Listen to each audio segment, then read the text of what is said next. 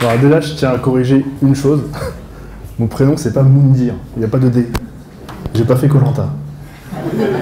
C'est Mounir. Bienvenue au Meetup. Du coup, je vais présenter un talk sur Kotlin. Ça, c'est pas une surprise. En revanche, le titre, c'en est une. J'ai essayé de surfer un petit peu sur la vague mystère qu'il y a eu sur Twitter, parce que j'étais un peu flemmard et que j'ai envoyé un peu tard mon sujet au final. Mais pour ceux qui ne savent pas ce que ça veut dire, du coup, c'est tout simple, hein, Kotlin for Android Developer, tips and tricks. Voilà, pas de trucs compliqués, KFAD pour les intimes. Donc, en gros, ce talk, il va se diviser en à peu près deux parties. L'idée, c'est d'avoir une présentation un petit peu générale de Kotlin, de surtout qu'est-ce que ça va nous apporter et quel est l'intérêt de Kotlin, et d'étudier un petit peu les différents arguments pour et contre. Ensuite, on va rentrer dans le vif du sujet autour de qu'est-ce qu'il y a de la valeur dans Kotlin et on va essayer de plonger un petit peu dedans avec du live coding. Donc j'aurai plus de micro à partir de maintenant. Peut-être après. Donc, pourquoi est-ce qu'on a besoin de Kotlin ? Le premier argument qu'on nous sort souvent, pour info du coup, vu que les slides étaient très bien faits par Jake Wharton, j'en ai repris une petite partie, sans son accord. Voilà, du coup, ça sert à rien de refaire ce qui existe déjà et qui est déjà très bien fait, donc du coup, l'essentiel y est. Donc le premier argument, c'est quoi? C'est que souvent on est bloqué en Java 6 ou 7, on appelle ça 6.5 et Jake Wharton. Du coup, au final, c'est un argument majeur pour passer à Kotlin, parce que c'est un pour nous d'être sur Java 6.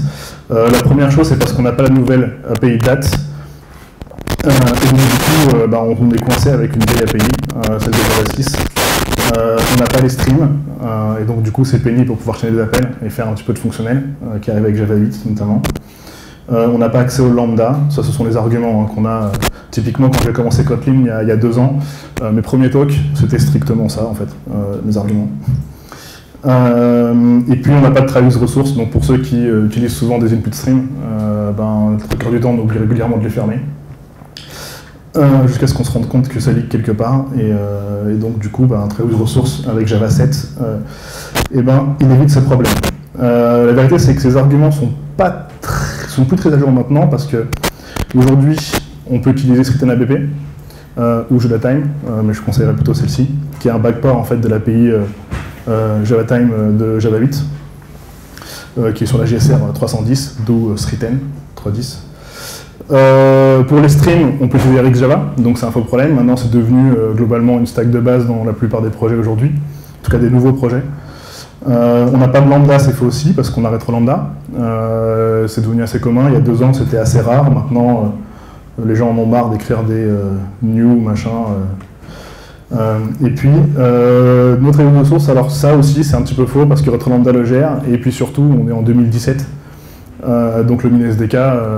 pour les applications, encore une fois, qui démarrent, il est en général autour de 19. Donc voilà, donc du coup, la raison pour laquelle on va utiliser Kotlin, en fait, au final, c'est pas vraiment parce qu'on n'est pas sur Java 6 ni sur Java 7, enfin qu'on est sur Java 6 ou 7. Ça, c'est un faux argument parce que ça fait maintenant quelques mois déjà, voire un petit peu plus, qu'on a des solutions pour pallier aux problèmes de l'ancienneté de Java. En revanche, on a des problèmes qui sont intrinsèques au langage, à Java, et qui ne vont pas disparaître, en fait, peu importe les futures versions de Java. Les premiers problèmes, c'est typiquement le fait qu'on n'ait pas d'extension, donc du coup on se retrouve très souvent à faire des utils. Donc on a des string utils, des date utils, des text utils, des formats utils, tout ce qu'on veut utils. Et du coup c'est un peu pénible parce qu'on se retrouve avec pas mal de logique qui est répartie dans des fichiers qui servent à rien, quoi. Et en plus ça alourdit le code parce qu'on va faire des string utils, point quelque chose avec la référence à l'intérieur, bref c'est pas agréable à utiliser. On a des null pointers à exception, ça c'est propre à Java, puisqu'effectivement les valeurs peuvent prendre nul, et aujourd'hui il n'y a aucune garantie à part la dénotation, si elles sont respectées correctement, qui fait qu'une valeur peut être non nulle. Donc du coup, il y a des fois où quand on ne check pas toujours si la valeur est nulle ou non nulle, et du coup on peut se retrouver avec une null pointer exception, donc on a des états un petit peu instables. La mutabilité, ça aussi c'est intrinsèque au langage, donc on ne peut pas vraiment le changer, donc si on veut faire une classe totalement immutable au sens effectif Java, c'est à peu près pour Pour une simple data class de quelques champs, ça prend 200 lignes. Parce qu'il faut mettre toutes les méthodes final, que du get. C'est assez fastidieux de faire ça vraiment. Il faut une méthode de copie, etc. Et puis Java, c'est assez verbeux. Ça aussi, les points-virgules, entre autres. C'est mon argument principal, ce qui est un peu bizarre pour la verbosité. Voilà, donc ça on a ces problèmes-là avec Java. Donc ça, c'est une des raisons pour laquelle Kotlin est intéressant aujourd'hui. C'est pas lié à l'ancienneté du langage, mais surtout à ces problèmes-là qui ne changeront pas, y compris avec Java 9, normalement. Et puis on a des problèmes sur l'API Android. Là, effectivement, c'est lié pour le coup à l'ancienneté de l'API et au fait qu'il doit assurer la rétrocompatibilité. Ce qui fait que du coup, Android est construit autour de l'héritage. On connaît tous le contexte et l'activité. Ce qui fait que du coup, c'est assez compliqué d'avoir du code qui soit bien organisé. On a des nuls partout. La raison principale, c'est parce que c'est une technique très efficace en fait pour représenter l'absence de données. Et comme Android est construit autour de l'efficacité au sens performance du terme, du coup ça utilise très souvent les nuls pour montrer qu'il n'y a pas de valeur. Et puis l'API est assez verbeuse, je pense au curseur, au content provider, au contact, 3/4 de la API Android en fait. Et donc du coup Kotlin va nous aider là-dessus à permettre de rajouter des fonctionnements pour factoriser le code et utiliser de manière beaucoup plus simple et intuitive le code Android. Voilà. Donc ce qu'on va faire aujourd'hui, pendant ce talk et pendant du coup ce qui va arriver après, c'est-à-dire la partie live coding, c'est qu'on va se concentrer en fait sur ces deux principaux points et on va voir en fait comment aborder ces sujets-là et quelle solution apporte Kotlin sur ces sujets-là. Un petit point d'abord sur les bases de Kotlin, il n'y en aura pas beaucoup, je vous promets. C'est surtout que là où en Java, le composant de base c'est une classe, en Kotlin, le composant de base c'est une fonction. Donc une fonction existe sans classe, là où en Java une méthode n'existe pas sans classe. Du coup, on peut composer des fonctions ensemble, faire plein de choses ensemble. Donc une fonction, ça se décrit comment? Donc c'est un poil différent de Java. Typiquement, on a le mot-clé fun au début, fun pour fonction, et parce que Kotlin c'est fun aussi. Il y aura plein de petits trucs d'humour comme ça pendant le talk, donc n'hésitez pas à rire. Donc sum, c'est une somme, simplement. Ensuite, on voit bien un truc, c'est que le type, il arrive après la propriété, après l'argument. Ça, c'est une raison très simple, c'est parce qu'en fait, Kotlin fait de l'inférence de type, et du coup, d'avoir le type après, en fait, ça facilite la syntaxe pour profiter de l'inférence de type du langage. Du coup, on va pouvoir avoir des choses qui permettent de faire val a égale 0, par exemple, sans spécifier le type. Je dirais après, ça sert à quoi le val. Et puis, on a le type à la fin, toujours sur la fonction, qui est pour la même raison, parce que du coup, on peut profiter de l'inférence de type sur les fonctions, puisqu'on peut faire des fonctions et égale quelque chose à la fin directement sans spécifier le type. Et donc, typiquement, quand on déclare une fonction comme ça, si on fait une somme de 2 et 3, on l'appelle, alors là, pour le coup, c'est exactement comme en Java, somme de 2 et 3. Ça, c'est display 5. La vérité, c'est comme je vous le disais, l'élément de base en Kotlin, c'est une fonction. Et donc, il y a deux façons en fait, de représenter une fonction en Kotlin. La première, traditionnelle, et puis la deuxième, comme une propriété, en fait. Parce qu'une fonction, c'est un type, au même titre qu'un objet. Et donc, comment on déclare un type fonction? C'est un peu la nouveauté, et ça, c'est extrêmement important pour la suite. C'est en fait, on déclare les entrées, entre parenthèses, et la sortie après la flèche. Donc, en l'occurrence, une somme, ça prend deux entiers, ça prend deux entiers en entrée, et ça retourne un entier. Et comment on initialise ça? Tout simplement avec des accolades, ce qui correspond à une lambda en fait, avec les deux entrées ici, A et B, qui correspondent aux entrées là-bas, et la sortie A plus B qui retourne un entier, qui est celui-ci. Et on peut l'appeler de la même manière, somme de 3, qui display toujours 5 normalement. Ça va bien jusque là? Ça n'a pas l'air d'aller bien. Vous voulez que je recommence depuis le début? Donc voilà, on va voir un petit peu ce qu'on va faire aujourd'hui pour régler ce problème-là. Donc on va un écran tout à fait normal de sign-in, register, création de compte, ce qu'on veut, où il y a 3 champs. On va voir en fait pour comment faire en sorte lorsqu'on veut se loguer ou créer un compte sur un écran aussi simple, qu'est-ce que Kotlin peut nous apporter et quelle solution on va avoir par rapport à du Java traditionnel. Donc on va voir ça, jolie animation. On va voir ça en 3 étapes globalement. Chacune va aborder en fait un sujet très particulier. D'abord pour valider les champs, parce que c'est une fonctionnalité assez simple et essentielle de Kotlin. Ensuite, comment récupérer les vues depuis une activité. Qui utilise aujourd'hui Butterknife? Attends, j'aurais cru beaucoup plus de monde que ça. Ok. Pour ceux qui ne connaissent pas Butterknife, l'idée c'est d'ajouter en fait les propriétés. Et du coup, Butterknife en fait s'occupe lui-même d'aller récupérer les vues avec un fait global. Et en Kotlin, du coup, on n'a pas de Butterknife. Et on a une façon très simple en fait de pouvoir binder les vues, d'où l'inutilité de cette librairie-là. Et enfin, on verra comment du coup faciliter la persistance et la récupération des valeurs du formulaire. Ouais, allez. Je vais peut-être tourner le micro. Alors là, ça fait beaucoup. Tout le monde m'entend ou pas? Ok. Au fond, si vous ne m'entendez pas, n'hésitez pas à le dire. Alors, c'est pas ma machine, donc ça va être compliqué. Ah, attends, le zoom. C'est trop petit, j'imagine. Alors. Est-ce que ça marche ou pas? C'est mieux? Au fond, c'est mieux ou pas? Ouais. Si vous avez des questions, n'hésitez pas à m'interrompre, à me poser les questions, etc. en live, il n'y a pas de problème. Je réponds. Ou pas, ça dépend si je connais la réponse.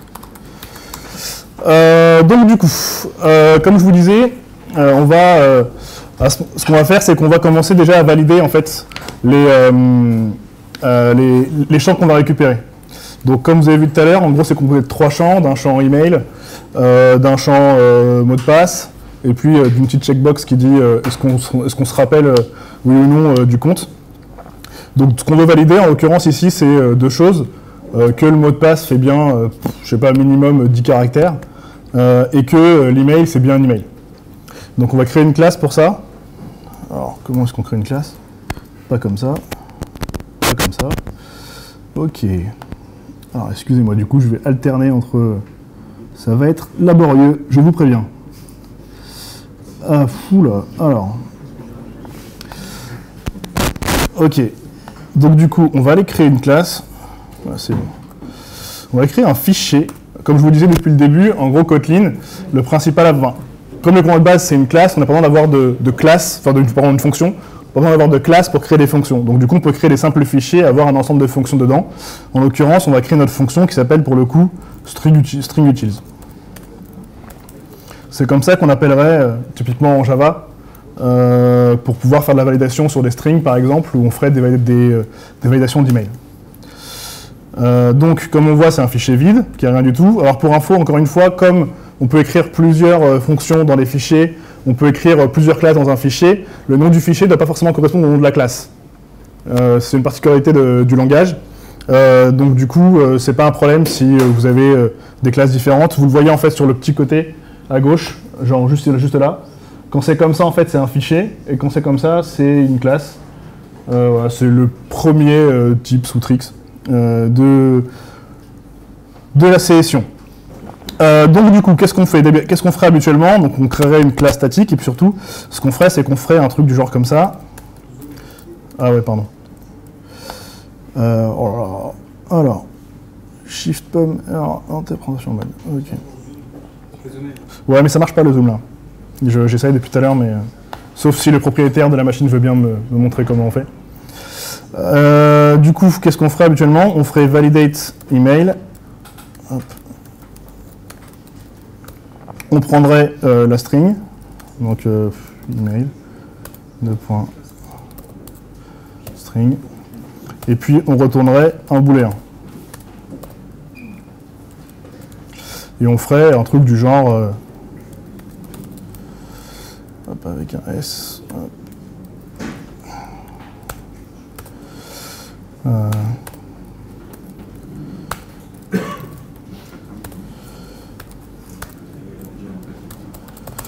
on fera un truc de ce genre-là, par exemple. Ça, c'est ce qu'on fera en Java, avec le public, void, etc. Comme je vous disais, on a un élément principal et intéressant dans Kotlin, c'est les extensions de fonctions. Donc, qu'est-ce que c'est qu'une extension de fonction? En fait, c'est une fonction qui permet de rajouter un comportement en fait, à une classe existante. En l'occurrence, Pour nous, la classe existante qu'on veut là, c'est string. On veut pouvoir valider des emails sur une string. Donc comment on déclare ça? C'est toujours une fonction. Là, la différence principale, c'est qu'on va déclarer le type qu'on va étendre, la classe qu'on va étendre. En l'occurrence ici, une string, auquel on va rajouter une fonction qui s'appelle validate email avec un E. Et ici, on n'a pas de type en paramètre. Pour la bonne raison, c'est qu'on est déjà, en fait, on étend le type string. Donc en fait, quand on est dans l'implémentation, on est en fait dans l'instance d'une string. Donc si je fais 10 ici, c'est une string. Et ce qu'on va faire, c'est qu'on va directement faire ça. Et ici, on aura à la place 10. Hop. Il n'est pas content parce que ça retourne un booléen. Ça, il faudra toujours le faire. Voilà, donc ici, on a créé une fonction qui est en fait une extension sur string. Donc typiquement ici, si je fais un main par exemple, aussi un truc cool avec Kotlin, c'est quand on tape main, en fait on peut exécuter le code depuis n'importe où, n'importe quelle classe, et après on s'en va. Et bien ici, si j'ai par exemple Toto, et ben je peux directement appeler validate email, comme si en fait c'était une méthode de la classe. Maintenant, quelque chose que j'ai pas dit, c'est que Kotlin, la façon dont il a été conçu, c'est qu'il a été conçu principalement en fait pour des javaïstes. L'origine du langage, c'est quoi? C'est JetBrains, donc l'éditeur d'IntelliJ et d'autres IDE. En l'occurrence, c'est l'IDE qui est fait à la base Android Studio. Ils avaient un besoin qui était de passer sur un langage un peu plus moderne que Java, et un peu plus productif pour commencer pour continuer en fait leur développement. Le problème, c'est qu'ils avaient une base de code qui était, ils ont une base de code qui est très grosse, parce qu'ils ont à peu près, je sais pas maintenant, une dizaine d'IDE à peu près, qui gèrent. Et donc, ils ne pouvaient pas tout recommencer en fait from scratch depuis un autre langage. Et il s'avère que les solutions existantes ne leur permettaient pas d'avancer comme ils le voulaient. Donc, ils ont créé ce langage, Kotlin, avec pour raison numéro 1 et pour avec comme importance numéro 1 la rétrocompatibilité, l'interopérabilité avec Java. Donc c'est ce qui guide en fait essentiellement le langage, et il y a notamment des features dans des langages qui sont modernes comme Scala, qui n'apparaissent pas en Kotlin et qui n'apparaîtront probablement pas en Kotlin, parce qu'elles remettent en cause en fait cette interopérabilité. Donc c'est vraiment primordial. Globalement, ils ont pris en compte le fait que Java, il y avait plein de gens qui développaient sur Java, et qu'un langage, il ne devait pas simplement être beau, mais il devait être surtout utile, et qui devait nous permettre de continuer à travailler sur l'existant, parce que c'est assez rare les projets qui démarrent from scratch. Donc voilà. Donc ceci dit, une fois qu'on a écrit ça, maintenant ce qui est intéressant de savoir, c'est comment est-ce que ça se comporte en Java au final. Qui c'est qui fait des SDK ici, à part chez Deezer? Enfin chez Deezer aussi d'ailleurs, n'hésitez pas. Donc ok. Donc pour ceux qui font des SDK, vous imaginez bien que si vous écrivez un SDK en Kotlin, il y a des chances pour que les gens qui vous appellent soient en Java. Donc comment ça va se comporter tout ça? Il va falloir quitter ce mode. Allez, on quitte le mode. On va créer une classe rapide qui s'appelle on s'en fiche. Et qui est public. Excellent. Voilà. Alors excusez-moi, ça fait 2 ans que je ne fais plus de Java. Si je galère à écrire du Java. Alors du coup on va dire public void et puis Toto. J'aime bien Toto. Et puis du coup on va essayer d'appeler notre fameux string utils ici. Alors du coup on se dit, mais déjà première chose c'est qu'il n'y a pas de classe, comment je sais ce que je l'appelle? Il s'avère que Kotlin, ce qu'il fait, c'est que voilà, il va compiler un point classe qui va appeler string utils kt. Donc il va suffixer en fait tout par kt pour Kotlin pour éviter les conflits de noms. Parce qu'il se dit que globalement il y a peu de chances qu'on appelle un truc kt à la fin. Ok, pourquoi tu t'importes pas?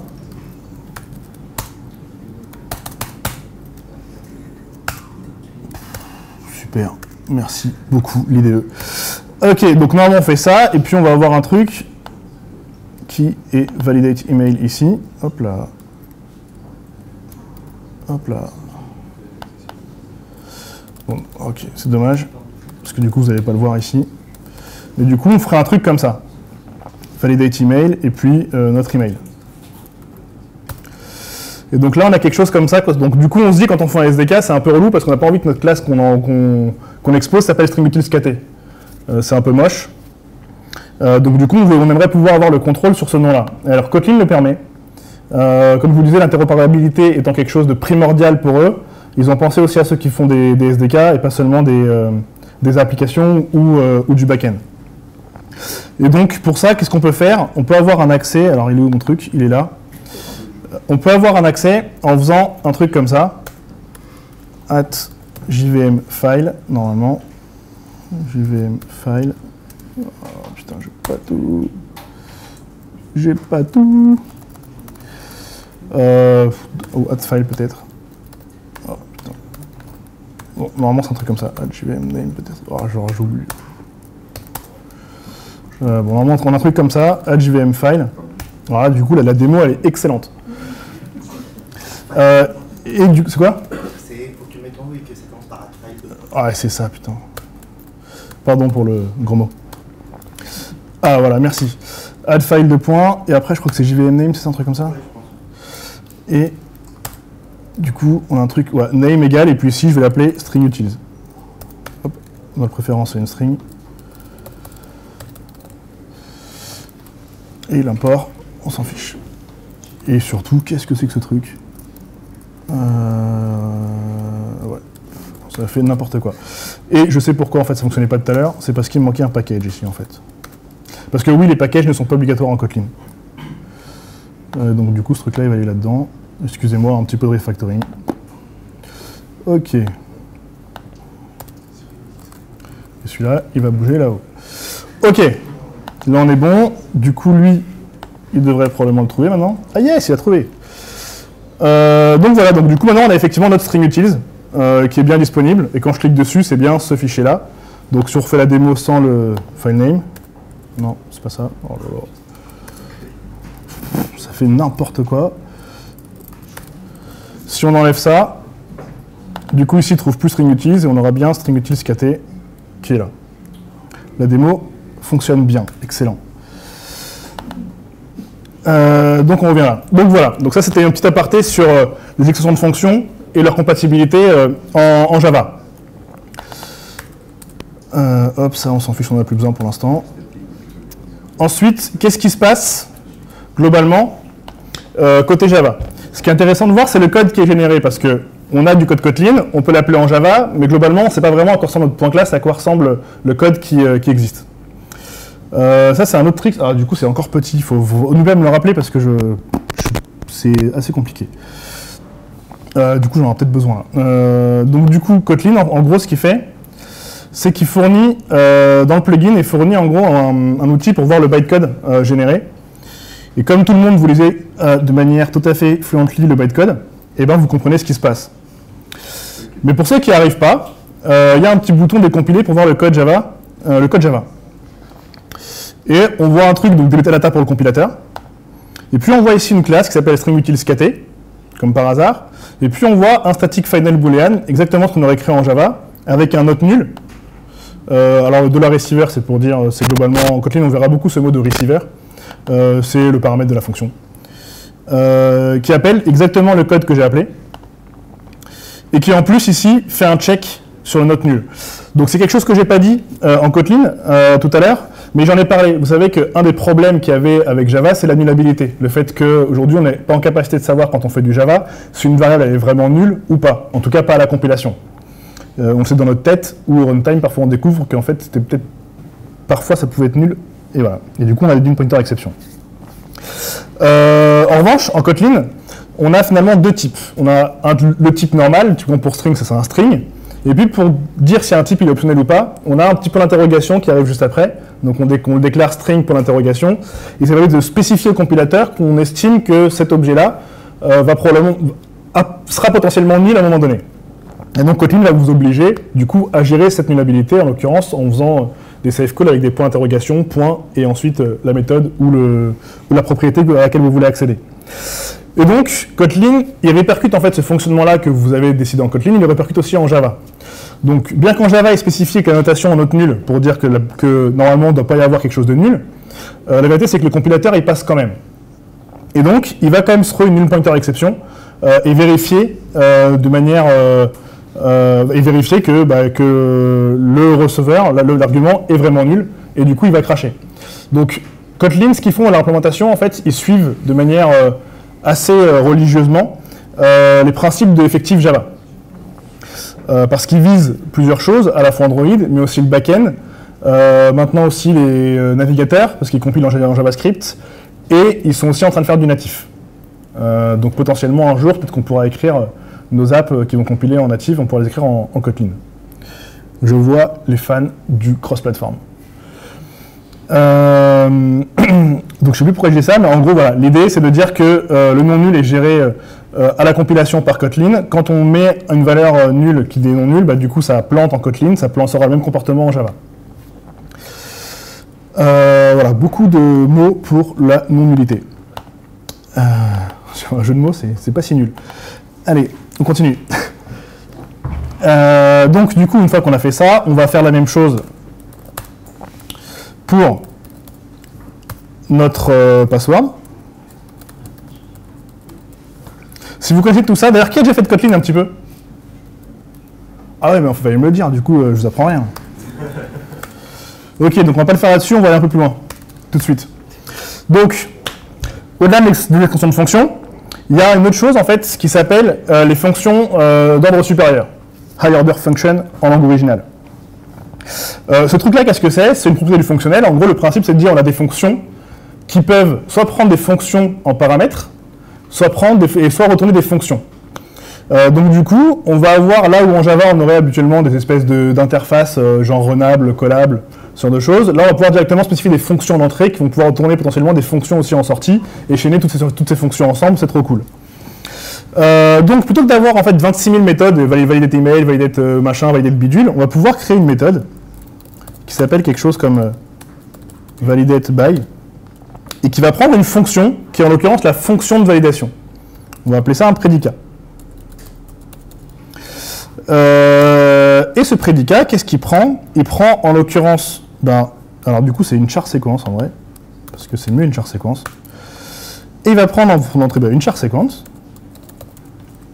Et, hop là, avec un C, c'est mieux. Et il va retourner un booléen, parce que le but de dire, c'est de dire si effectivement, c'est la fonction de validation, quoi, simplement. Pourquoi il n'est pas content? Parce que c'est pas du tout comme ça. Hein? Ouais, c'est ça, par séquence, pardon. Et ça, c'est comme ça. Et il y a un point au milieu. Voilà. Et donc là, qu'est-ce qu'on va faire? On va dire, ok, très bien, je suis dans une string, et je vais vérifier que mon prédicat sur cette string est bien validé correctement. Donc je vais appeler predicate sur, en l'occurrence, moi-même. Et je vais retourner ça, parce que ça retourne un booléen, et ça c'est censé retourner un booléen. Et du coup, on va pouvoir appeler des choses. Est-ce que quelqu'un sait ce que ça va faire, ça? Est-ce que quelqu'un a déjà vu ce genre de choses? Levez la main, hein, ce sera plus simple pour moi. Cool. Ah, déjà, j'apprends plus de choses, c'est plus intéressant. Ok. Et donc, du coup, on va avoir un main. Et là, ce qu'on va pouvoir faire, c'est des choses comme ça, typiquement Toto. Ah oui, zoom. Putain. Merci beaucoup.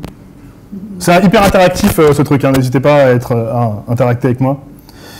Donc là, on va pouvoir faire un truc de genre là, validate by, et ici, en l'occurrence, on va avoir notre fameux string. Donc on a deux façons de le représenter en Kotlin, soit en mettant le paramètre ici, soit en appelant directement it. Pour ceux qui ont déjà fait du Groovy, c'est à peu près la même chose. Et ici, on va pouvoir dire, en l'occurrence, ce truc-là,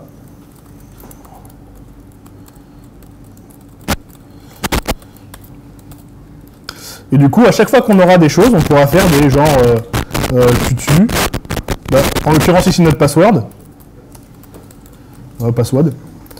point validate by, et puis on pourra dire ici, par exemple, it.length strictement supérieur à 10. Et là, du coup, ce qu'on a fait, c'est qu'on a vu un truc qui est super cool, qui s'appelle les fonctions d'ordre supérieur. Et ça, on va le retrouver un peu partout en Kotlin. Notamment, il en fait par défaut sur Android, en l'occurrence beaucoup sur les interfaces qu'on appelle les interfaces fonctionnelles, c'est des interfaces qui ont en fait qu'une seule méthode. Typiquement les runable, typiquement les onClick listener, vous avez juste un onClick, typiquement des trucs comme ça. Donc si on retourne sur notre activité principale, on va pouvoir appeler en fait ces fonctions-là pour valider nos champs de manière très intuitive et très simple. Mais avant d'appeler nos champs, il faut d'abord avoir accès à la valeur de ces champs. Typiquement, quand quelqu'un tape login et password dans login password, bah, il faut pouvoir les récupérer et les valider. Et pour ça, on a un truc en Java qui s'appelle soit Butterknife, soit les fameux findViewById avec les castes. Et donc du coup, comme on ferait naturellement en Kotlin, puisqu'on n'a pas accès à Butterknife, et ben on ferait un truc comme ça. Var, du coup, email, qui est un text view, non, un edit text. Et en Kotlin, il y a un des principes fondamentaux, c'est que chaque valeur doit être absolument initialisée. Sinon, c'est une erreur à la compilation. Donc on ne peut pas déclarer comme en Java, string toto, et puis après faire un toto égal plus loin. C'est pas possible. Donc là, on est obligé d'initialiser quelque chose. Donc si on a quelque chose dont on n'a pas la valeur tout de suite, on va devoir, avec nos connaissances actuelles qui datent de 10 minutes, dire que la valeur est nulle. Et puis dans le onCreate, ici, on va faire un email. Oula. Mais sinon, merci. On va faire un email égal findViewById de r.id.email. Et puis, comme un email c'est un edit text, il va vouloir nous dire as edit text. Yes. Et on va faire ça pour le champ password. Alors, je ne vais pas le faire. Et on se dit, franchement, c'est un peu relou. Java, c'était bien mieux, parce que du coup, c'est censé nous faire écrire moins de code, et en fait, on écrit plus de code. Et vous avez raison, c'est relou. Du coup, il y a deux façons de faire.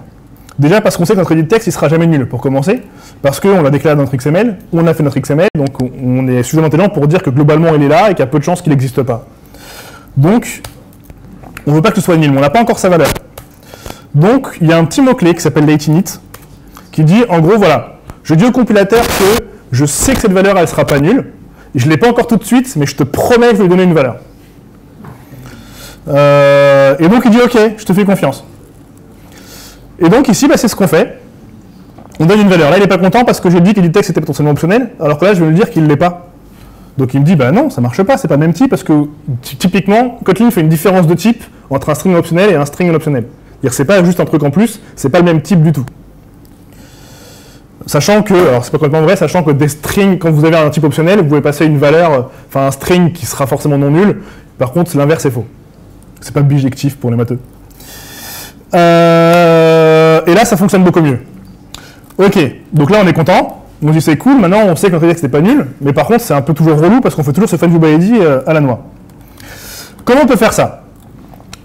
On a des delegates en Kotlin, donc la délégation, c'est quelque chose, c'est un design pattern qui est extrêmement important en Java, notamment dans l'effectif Java, pour avoir du code qui est un peu plus souple. Donc la règle en général, c'est plutôt que d'hériter d'un comportement, on utilise le comportement. Et donc, ce truc-là est intrinsèque au langage, et donc il y a un petit mot-clé pour ça, qui s'appelle by. By, en gros, ça va appeler une fonction pour laquelle on va déléguer, en fait, ce qu'on veut faire. Et donc, ce by, ah oui, un autre truc, c'est qu'en plus, ici, on déclare var, alors qu'on sait que, globalement, l'email edit text, une fois qu'il est initialisé, il ne va pas changer. Donc là, on prend le risque qu'un petit malin arrive et change le truc, et en fait, potentiellement, ça peut être relou.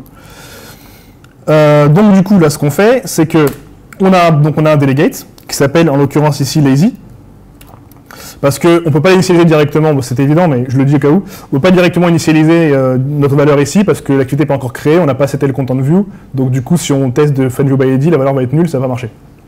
Tout le monde a compris ce que je viens de dire? Ok.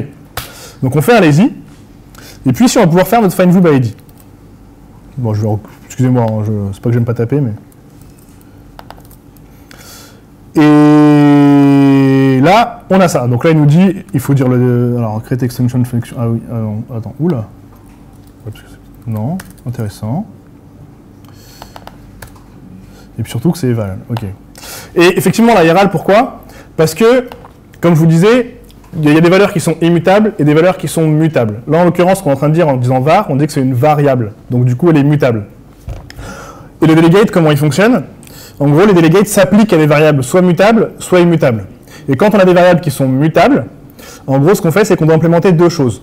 Un getter et un setter sur le delegate. Quand c'est immutable, on peut implémenter que le getter. Ici, lazy s'adresse uniquement à des variables, à des propriétés c'est pas vraiment des variables, c'est des propriétés, parce qu'on peut faire des choses dessus, qui sont immutables. Et donc du coup, l'immutabilité, c'est plus variable, mais c'est valeur, enfin value, et donc c'est val. Et là, il est content. Donc là, on arrive avec deux problèmes d'un coup, qui sont, d'une part, on ne pourra plus jamais faire un email légal.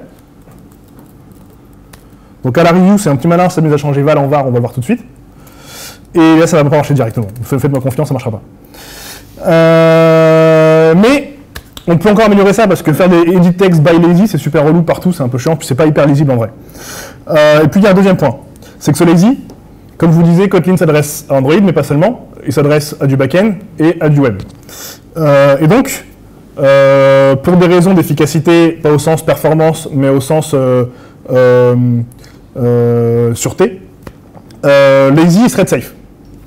Donc il prend un paramètre, donc du coup, comme on sait que dans le main thread, on n'a pas besoin de garantir qu'on va l'utiliser bien qu'une seule fois, parce que le budget de lazy, je ne vous ai pas dit comment ça fonctionne, vous l'avez deviné, c'est que globalement, quand on va appeler la propriété pour la première fois, en gros, il va appeler le code qui est dans la lambda, et les fois d'après, il va réutiliser la valeur, il ne va plus appeler ce code-là. Donc pour garantir qu'on a bien utilisé qu'une seule fois dans un environnement multithreadé, par défaut, lazy est thread safe. Mais nous, on est sur Android, globalement, ça on le fait dans le main thread, donc on sait qu'il n'y a pas besoin d'être thread safe, donc on peut faire, on a un mode qui s'appelle lazy thread safety mode, .non, on en a plusieurs, hein. En l'occurrence, je vais vous les montrer. On a non, publication synchronized, publication jamais utilisée, donc il faut regarder la doc, c'est écrit là, en plus c'est pas petit du tout. Synchronisé, et non, il n'y a pas de synchronisation du tout. Et là, on a un truc complet. Et là, on se dit, mais c'est super moche, Kotlin.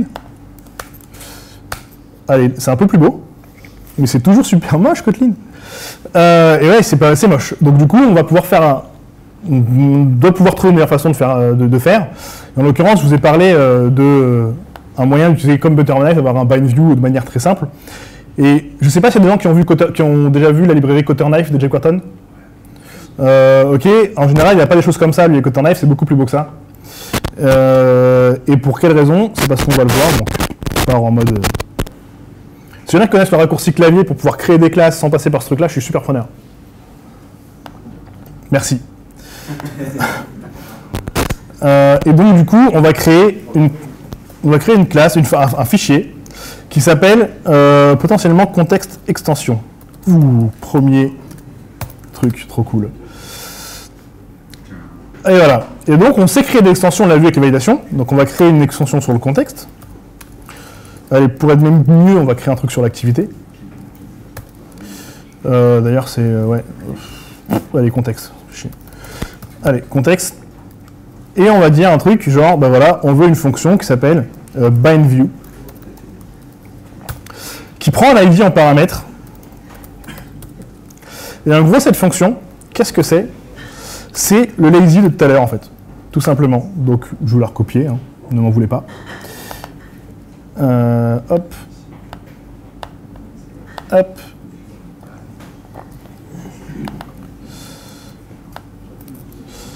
Voilà. Ah, sauf que cette fois-ci, c'est plus... Oh là. Ouais, cette fois-ci, c'est plus... c'est plus r.email, mais c'est notre ID à nous. Et 10, pourquoi? On est censé être dans le contexte. Ouais. Parce que c'est sur l'activité. Donc l'activité, j'ai bien raison. Allez. Voilà. Et donc du coup...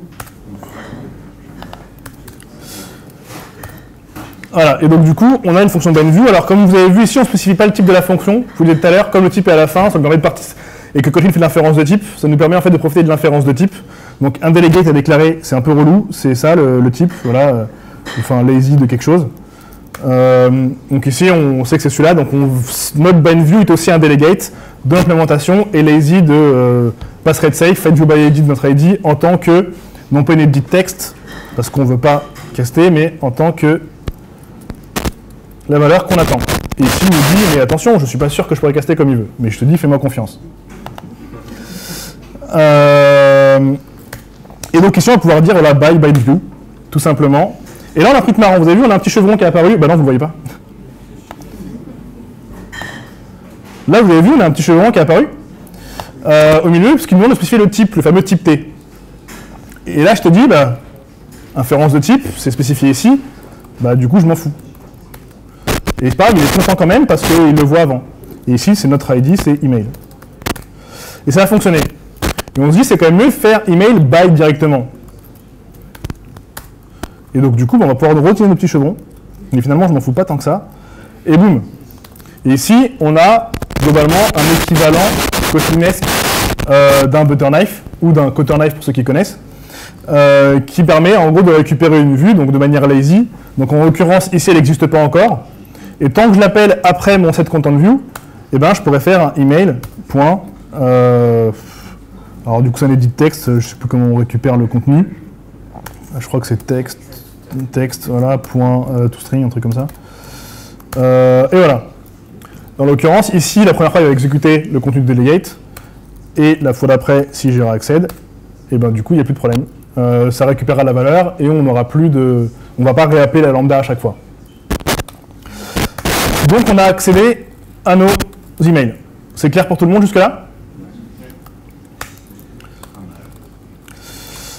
On veut notre password. Oula, je vais y arriver. Qui est aussi un edit texte et qui a l'email, l'ID, devinez, password. Et on veut notre checkbox. Vous vous souvenez ou pas de à quoi ça ressemble globalement? Il y a un login, un champ, un edit text, un deuxième, puis en dessous une petite coche qui dit remember me et un gros bouton qui dit login. Donc ici on a checkbox, trop cool. Allez, on fait les choses bien. Remember me, checkbox. Waouh. Et normalement, je crois que j'ai checkbox. Non, pas du tout. Ok, alors c'est quoi déjà? Le layout est celui généré par le flow de création de classe Kotlin, Android. Donc du coup, je ne l'ai pas revu. Et là. Et c'était bien nommé en fait. Voilà. Et c'est pas l'edit texte. Oula, malheureux. C'est une checkbox.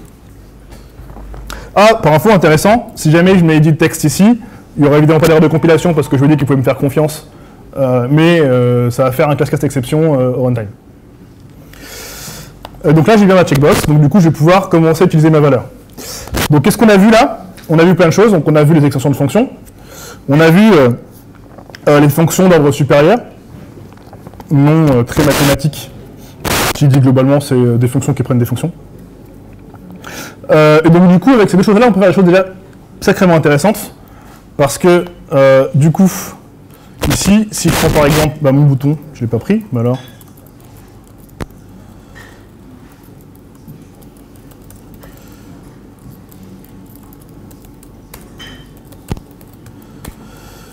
Et ici, c'est pas... Alors, du coup, ça par contre, je m'en souviens pas, c'est quoi l'ID? C'est un email sign-in button. Voilà, et donc ici, eh ben, si je veux pouvoir valider mes valeurs, je vais pouvoir dire que typiquement, voilà, c'est pas hyper user experience friendly, puisqu'on va lui dire qu'à la fin, si c'est naze ou pas. Mais pour les besoins du talk, ce sera comme ça. Donc là, on va pouvoir lui dire, pardon, oula, B majuscule, je suis désolé. Button, point, set on click listener, et là on voit, ça c'est la signature Java, avec le fameux on click listener. Et puis là, ici, on voit que Kotlin, il est intelligent, il voit que son interface fonctionnelle, et il nous propose directement le mode lambda. Et puis, on n'a pas de paramètres, parce qu'on n'en a qu'un seul. Donc, quand on n'en a qu'un seul, on a un paramètre implicite qui est it. En l'occurrence, ici, c'est la vue. Et quand on n'utilise pas, on s'en fiche. Et sur ce on-click listener, qu'est-ce qu'on fait? Du coup, on va valider nos emails et nos passwords. Donc du coup, j'ai un mail, point texte. Ah, hyper intéressant. Tout à l'heure, j'ai fait un getText. Ou si j'ai... Non, j'ai pas fait parce qu'il m'a pas laissé faire. Vous voyez ici, la fonction getText, qui est la fonction Java originelle. Ici, il transforme en texte Kotlin. Pourquoi? Parce que comme je vous l'ai dit tout à l'heure, qu'en Kotlin, on n'a pas vraiment de variables, on a des propriétés. Ces propriétés, c'est beaucoup plus que des variables. C'est globalement des éléments d'une classe ou pas. D'ailleurs, pour le coup, on peut faire des extensions de propriétés aussi, pas forcément de fonctions. Donc, on peut rajouter des propriétés à une classe. Et ces propriétés ont accès à plusieurs choses. elles ont accès notamment directement à des getters et des setters à l'intérieur, pour lesquels on peut gérer la visibilité directement au sein de la propriété. Par exemple, pour les besoins, on n'en a pas besoin, mais je vous montre, on pourrait très bien avoir ici un truc qui s'appelle une variable. Typiquement, j'en sais rien, on a une espèce de machine à état qui contient l'état global, on autorise la personne à la récupérer, mais en fait on veut la setter qu'en interne. En général, quand on est comme ça, en Java on fait un private, puis on a un getter public. On peut faire ça en Kotlin, mais c'est pas très idiomatique, puisqu'on a ces fameuses propriétés. Donc on peut faire une variable qu'on va appeler notre state, qui va être n'importe quoi. Autre chose intéressante, j'en reviendrai juste après pour éviter de passer du coq à l'âne. Et puis, comme je vous dis, ça doit être toujours initialisé ce truc-là. Donc c'est nul, donc du coup c'est voilà. Et on peut faire en sorte d'avoir typiquement un getter ici, pour lequel on va aller choper, j'en sais rien, moi, on va enregistrer, faut pas faire ça, hein, mais mettre en DB, ou n'importe quoi, ça serait pour le set. Bah, get, on fait rien, on retourne la valeur, donc on retourne le field, dans l'occurrence. Donc on a un mot-clé qui s'appelle field, qui est en fait la valeur de la propriété. Parce que si on fait state, ici, en fait, c'est cyclique parce que du coup, on va appeler le getter du state, qui va appeler le getter du state, qui va appeler le getter, donc ça ne marchera pas. Donc du coup, on fait field pour avoir accès vraiment à la valeur. Vous avez compris ou pas ce petit field bidule? Sûr? Oui. À part lui, tout le monde a compris, sûr? Ok. Et on a un setter, ici, notre valeur, et ici on veut, enregistrer en cache. Cool. Et puis en l'occurrence, ce qu'on veut faire aussi, c'est aussi lui setter la valeur là. Ah ouais, trop cool, en fait on pourrait faire ça. Genre enregistrer en cache, et ici, typiquement, on pourrait lire depuis le cache.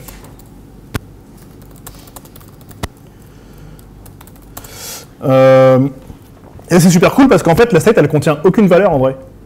State, ce qu'elle va faire, c'est que quand on va appeler state depuis l'extérieur, on va appeler son getter qui va aller lire un truc depuis le cache, et quand on va appeler son setter, qu'on va faire state égal, en fait on va écrire dans le cache. Tout ça on cache des implèmes, et en fait ça facilite l'écriture du code, et surtout on a des trucs qui sont regroupés de manière contextuelle. Donc du coup on écrit des choses qui sont assez simples et hyper lisibles, et très organisées. Donc du coup là on s'en fiche. Donc comme je vous disais ici, pardon, j'ai dit beaucoup de excusez-moi le micro. Donc comme je vous disais ici, on a un any. Le any, qu'est-ce que c'est? C'est l'équivalent du type object en Java. Comment en Java, toutes les classes héritent d'object. En Kotlin, toutes les classes héritent de any. Il y a un autre type un peu chelou, dont on ne verra pas là parce que c'est un peu plus compliqué, qui est le type nothing. Et en gros, le type nothing, c'est un peu le type inverse de any, c'est-à-dire qu'il hérite de tout le monde, artificiellement. L'intérêt, c'est quoi?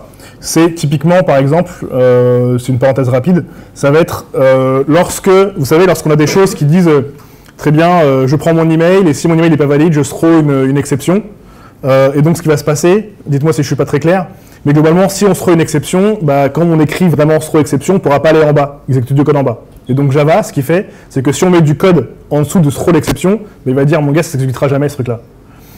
Kotlin, il ne le dit pas, ça. Sauf si on spécifie que ça retourne un type nothing, et que du coup, le print ou le code qu'on a écrit en dessous, et ben en l'occurrence, il ne sera pas exécuté. Donc le type nothing permettra en fait de dire au compilateur, on a retourné quelque chose qui est rien, mais donc ce qui est après, mais que c'est une erreur et que ça sera jamais exécuté, quoi. Donc c'est juste pour avertir le compilateur de quelque chose. Petite parenthèse, je sais que tout le monde a compris que c'était hyper clair ce que j'ai dit. Voilà. Donc on en revient à un truc, à une petite autre tips. On a un to-do ici. Ce to-do, ça c'est ce qu'on fait en Java habituellement. On écrit un to-do. Et puis des fois on compile le code, on lance et on dit oh putain ça marche pas. Ah ouais c'est vrai, il y a un to-do, j'ai oublié. Donc ce qu'on fait en Java, c'est qu'on se throw une unsupported opération exception. C'est qu'en général ce que fait les deux d'ailleurs quand on écrit une méthode par défaut. Et on peut faire encore mieux que ça parce que c'est pas hyper clair le unsupported opération exception. Et en Kotlin on a un truc qui est très cool qui s'appelle to-do. Alors du coup on enlève le commentaire sinon ça marchera plus. Qui est déjà inclus en fait. Hop. Et ça qu'est-ce que c'est? C'est juste du syntaxique pour dire en gros c'est un to-do qui se trouve une unsupported exception avec un message qui dit eh oh c'est un to-do de ce truc là. Donc au moins, si on compile la session, on lance l'app, ça va cracher, mais on aura un message clair. Donc utilisez to do. Voilà. Donc on efface ça. C'est clair pour tout le monde toujours?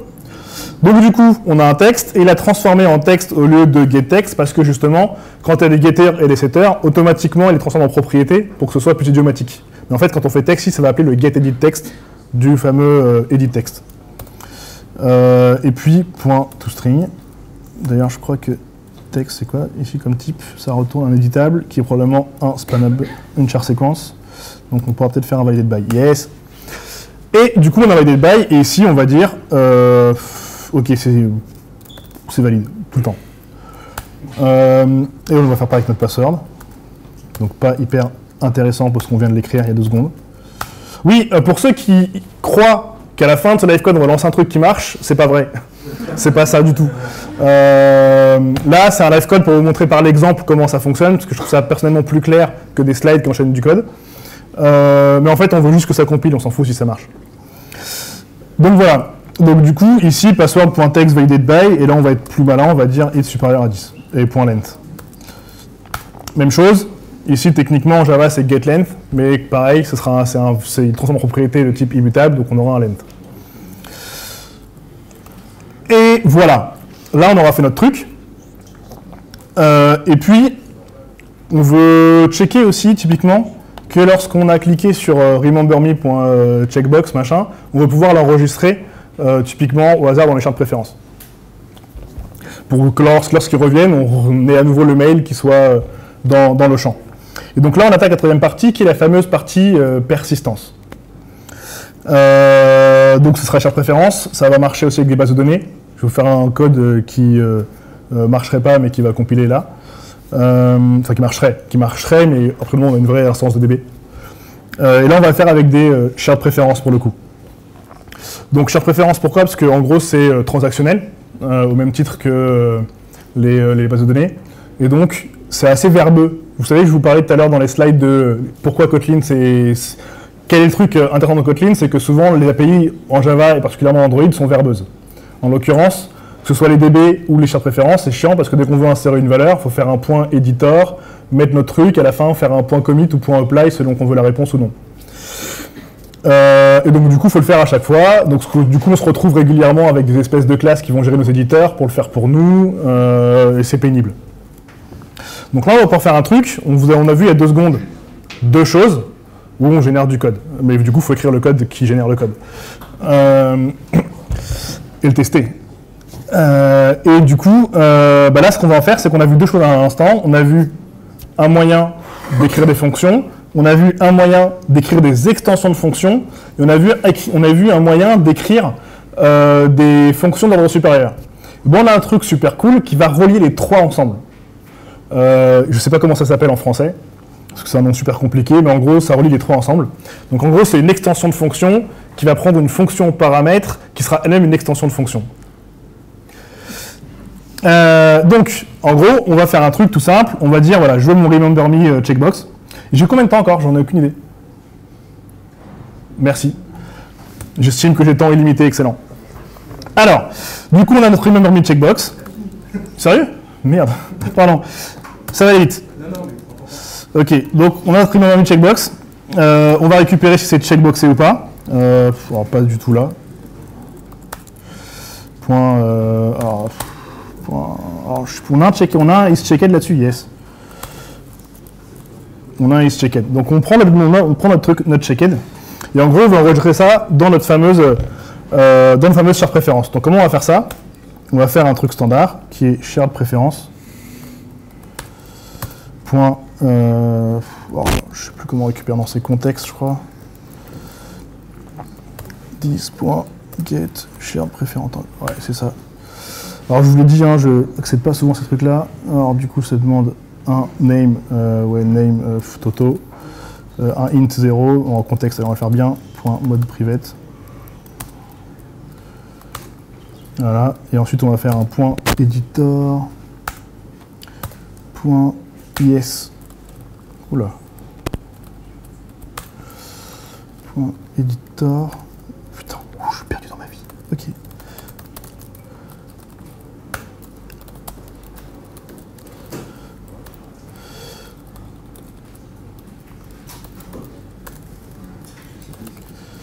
Ok. Allez, on y est. Et ici, on va mettre editor.put. En l'occurrence, ici, un put boolean. Un put string, pardon. Et on va avoir, normalement, il me semble, une clé et une valeur. Donc ici, c'est, on va mettre notre email.text.toString.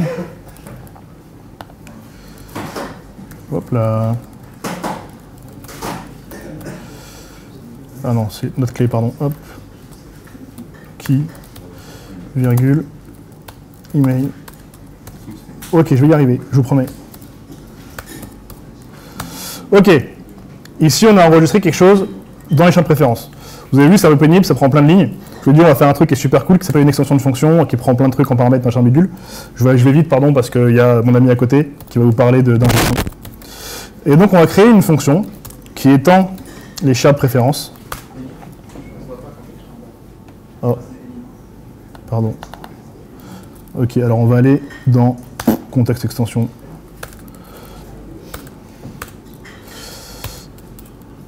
Une fonction qui s'appelle edit. Je vous dis qu'il prend une fonction en paramètre, donc on va l'appeler bloc. Et qui, potentiellement, on va y aller petit à petit pour que vous compreniez bien tout ce qui se passe, et qui retourne rien du tout. Unit, c'est l'équivalent de void. Tout le monde entend quand je parle? Ok. Donc là, on est là, et donc on a nos champs de préférence. Et on a notre bloc, et en gros, ce qu'on va dire, c'est qu'on va passer ici en paramètre les shared préférences pour que le bonhomme qui va utiliser ce bloc-là puisse utiliser, non d'ailleurs c'est un éditeur, pardon, point éditeur, pour que le bonhomme qui est là puisse avoir accès à l'éditeur et donc du coup faire des trucs avec. Et donc là on voit, on a une fonction qui prend en paramètre machin, qui est une fonction telle qu'on a vu depuis le début, très bien. Et donc là, ce qu'on va faire, c'est qu'on va avoir, comme on est dans chaque préférence, on va pouvoir dire editor, edit. Donc on a notre editor qui est là. On va pouvoir dire, en l'occurrence, notre fonction bloc de editor, parce que c'est une fonction qui prend l'éditeur en paramètre. Et ensuite, on va pouvoir dire editor.apply. Et donc là, on a une fonction qui édite et qui enregistre. Et donc ici, plutôt que de faire ça tout court, non, ça c'est bon, ouais. Du coup, ça, je crois, c'est bon. Plutôt que faire tout court, on a notre préférence ici, et donc du coup, on peut directement écrire edit. Et ici, on a notre editor qui fait editor point put ce qu'on veut. Voilà, put string, tac, virgule, tac. Et c'est tout. Et en fait, on n'aura plus jamais besoin d'écrire notre fameux commit, notre fameux récupération d'éditeur, machin, etc. Mais on a un truc encore un peu, on peut mieux faire. Parce que si on a notre éditeur en paramètres, on veut que ce soit complètement transparent, en fait. Donc, je vous ai parlé d'un truc qui est cool, qui est qu'on peut passer aussi des extensions de fonctions, puisque ce sont des fonctions en paramètres. Donc ici, on va faire mieux que ça. On va étendre l'éditeur pour lui rajouter une fonction lambda. Et ensuite, sur cet éditeur, ce qu'on va faire, comme c'est une fonction, on va pouvoir appeler notre fonction bloc. C'est fort ou pas? Pas du tout, visiblement. Ok. Et ici, on peut enlever notre paramètre. Et donc, on va pouvoir directement appeler ça. Donc, on simplifie encore le code davantage. Pour info, on pourrait même faire une extension de fonction sur le contexte qui nous donne directement les champs de préférence. Donc, on fera juste sharedPréférence.edit et ça sera encore plus simple. On peut faire mieux que ça, parce que putString, c'est quand même pas très joli. Donc, on pourrait même faire un truc qui est du genre... Hop là, pardonnez-moi, je copie un peu trop. On va étendre l'éditeur pour créer une fonction set qui prend en paramètre une paire. Une paire, qu'est-ce que c'est? C'est en fait une classe qui prend deux valeurs. Donc, deux valeurs, tout simplement. Et string, virgule, string, par exemple. Et qu'est-ce que ces paires? Je finis comme ça, je fais les data classes, comme ça tu n'auras pas à l'introduire. Et c'est très rapide, je te promets. Une data class, qu'est-ce que c'est? C'est une classe tout à fait normale, sauf qui va, pour nous, en fait, générer des choses très importantes, du genre le equals, du genre le hashcode, parce que ça va avec, qui va nous fournir les getters first, second directement, qui va nous donner une fonction de copie. Donc typiquement, on pourra faire mapper.copy et récupérer, copier juste un argument, en fait, changer juste un argument de la copie. Donc on va pouvoir faire en fait des choses super géniales avec ça. Donc typiquement, sur notre truc, on aurait une classe user ou login avec notre email, notre password, et on serait une data class. Et donc du coup, on pourrait copier, on pourrait faire un toString, ça génère le toString pour nous aussi. Ça serait très simple. Du coup, on a des classes qui peuvent être très compliquées en Java, qui se résument globalement en 2 lignes maximum en Kotlin. Et donc sur ce setter, on a une paire, et donc cette paire, on a un mot-clé. Donc on va créer, en gros, alors, que je me rappelle bien, parce que je fais un truc dans le vent. Donc ici on set quelque chose, alors du coup j'aurais pas dû vous montrer jusque-là. L'idée, c'est de pouvoir faire quelque chose comme ça, de prendre une string, donc ma clé, enfin ma valeur, donc email, et faire tout ma clé. Et donc en faisant ça, alors set email tout ma clé. Voilà, si on va jusqu'au bout de l'implémentation, du coup on a un truc qui est très idiomatique en fait, quand on a l'impression qu'on parle. Donc en gros on a un truc qui est là, qui dit ok très bien, je prends mes chars de préférence, je l'édite et je set mon mail dans ma clé. Vous voyez un petit peu l'idée ou pas? Je ne sens pas trop d'enthousiasme, ça me rend triste. Voilà, donc on a vu un peu le tour de ce qu'on veut faire. Donc évidemment, si on lance tout ça, il ne se passera rien, parce que ce n'était pas le but. Mais l'idée, c'est qu'on a vu un petit peu les fonctions essentielles de Kotlin et de ce qui nous aide vraiment en Kotlin par rapport à du Java, où on aurait des choses beaucoup plus verbeuses pour faire ce genre de choses. Des questions? Allez, soyez cool. Des questions? Merci. Mon talk doit être super cool. Pour les vendor reviews, pourquoi tu n'as pas utilisé un autre truc, si tu prends un import? Ah oui, effectivement. Donc là, c'est du Kotlin pur. En gros, Kotlin vient avec un ensemble d'outils. Ah oui, pardon, il faut que je répète la question. La question, c'était pourquoi est-ce que je n'ai pas utilisé un outil qui est fourni par Kotlin, en plus, qui est Kotlin Android Extension, qui permet d'utiliser directement l'ID en fait, qu'on a mis dans le XML. Et en emportant en fait une extension sur cette ID-là, du coup on peut directement avoir accès directement, ici j'aurais pu faire directement email.text et en fait j'aurais référencé cet email-là et en fait du coup ça aurait récupéré, j'aurais pas besoin de faire ça en fait. Je sais pas si vous voyez ce que je veux dire ou pas. En gros on appelle directement l'ID plutôt que de récupérer le champ, la vue. Donc ça s'appelle Kotlin Android Extension et ça se base du coup sur les extensions et c'est des extensions notamment de propriétés comme ça. Pourquoi je ne l'ai pas utilisé? Parce que c'est un truc en plus, parce que je trouve pas ça hyper pratique, parce que notamment à titre personnel, j'ai l'habitude d'annoter en fait mes ID avec des underscores, et que du coup, ça m'oblige d'avoir des underscores dans mon code, et j'aime pas ça. Et en plus, au vu du code que c'est, je vois pas vraiment de gain, si tu veux mon avis. Et il y a un truc caché, en plus de ça, c'est que globalement, l'implémentation qu'il y a derrière, c'est quoi?